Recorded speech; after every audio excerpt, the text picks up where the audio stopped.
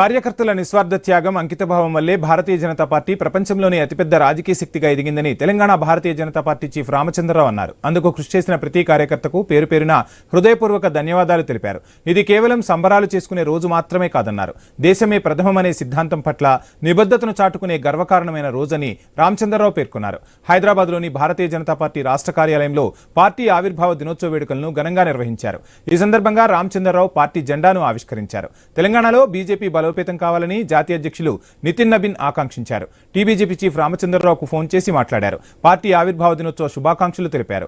రాబోయే ఎన్నికల్లో విజయం సాధించాలని పిలుపునిచ్చారు. ప్రజల ఆశీర్వాదం కోసం ఇంటింటికి వెళ్లాలని సూచించారు. తెలంగాణలో భారతీయ జనతా పార్టీ ప్రత్యామ్నాయ శక్తిగా ఎదుగుతుందన్న నమ్మకం ఉందని చెప్పారు. కార్యకర్తలు, నాయకులు ప్రజలతో సమిష్టిగా పనిచేయాలని నితిన్ నబీన్ సూచించారు.